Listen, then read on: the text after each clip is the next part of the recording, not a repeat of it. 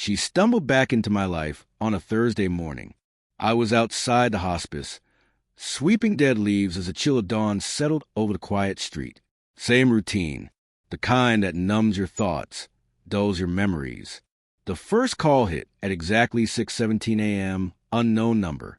I let it ring until it stopped. Then again, and again.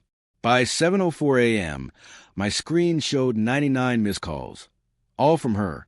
I didn't pick up, not when her voicemails cracked with a desperate, shaking voice, not when she sent a photo of the house we once shared, the place I swore never to set foot in again, not even when a single word text popped up. Why? She knew exactly why. She just wanted me to say it aloud. She wanted to rewrite the past, to act like it hadn't unfolded the way it did. Like the last time she saw me, standing on that cracked concrete slab, duffel bag slung over my shoulder, left behind like an unwanted stray, was just some twisted joke that got out of hand. But it was never a joke. Not for me. 5 years back, she drove off laughing. All of them did. Her and her little clique, Emily, Tara, Paige. Girls with eyeliner too heavy and hearts too hollow. Later, they called it a harmless prank. A girl's weekend gag, they claimed. Leave him stranded. Let him figure it out. A laugh. A story to giggle over at brunch. I stood there, watching the glow of their taillights fade into the distance. Phone dead. Wallet gone. No charger. Just me, a vending machine humming next to a splintered bench in a silence so sharp it carved through my skull. She texted the following day, a weak apology. Didn't think you'd take it so hard. 3 days passed. Then nothing. Her number vanished. Disconnected. Gone like I never existed. I slept in hospital waiting rooms. Caught freight trains heading east, west, nowhere. Something twisted inside me, quietly reshaping itself. Not grief, not fury. Something colder. A rewiring of who I was.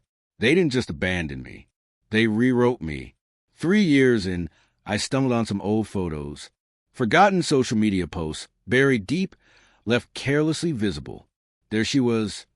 A beach trip, just 2 weeks after the so-called prank. Her hand locked in his. Her lips brushing a stranger's neck. It hadn't been a prank. It wasn't some careless joke. It was an exit strategy. That's when I started pulling the threads.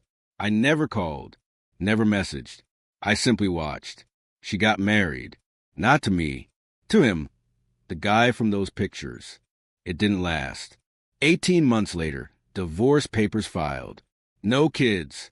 Then came her social media post about loss, regret, #forgiveness. That's when the messages started pouring in again. A DM, an email, then calls. At some point, it must have dawned on her that I wasn't dead, just gone, and that mystery gnawed at her. She moved on until a tiny article surfaced online, a fluff piece on the hospice staff. There I was, different name, different town, same face, same eyes. She drove 8 hours to get to me, showed up in a borrowed car, started crying before even stepping out, said she had something important to tell me.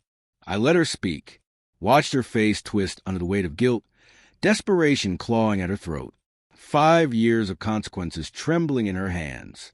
We were drunk. I was stupid. It wasn't meant to. You planned it. My first words to her, flat and cold. She blinked. I handed her a flash drive. She stared at it. What is this? I didn't answer. I turned and walked back toward the hospice door. Later, she'd open it. She'd see screen recordings. Screenshots of her and Paige's chats. Audio files. A video clip. Her voice, laughing drunk. Let's see how long it takes him to crawl back. She never realized I'd recovered that old phone, the one she accidentally left in my duffel. Her slip-up, my starting point. The next day, she came back. Eyes red, face hollow. You kept everything. I nodded. She looked ready to collapse. Why? She whispered. I locked eyes with her. Let the silence hang until it cut into her. To remember who I was the day you killed him. She stepped forward. Please, just tell me what you want. I'll do anything. Anything to make this right. I gave a soft laugh. Not loud, not bitter, just enough. You don't get to fix this. You don't get a version of me that forgives you. You left me in ruins. And I learned how to live without the pieces. Her lip trembled. You could have come back, she said. I did. Just not for you. She reached for my hand. I took a step back. That was it. No shouting. No threats. No neat closure wrapped in pretty words.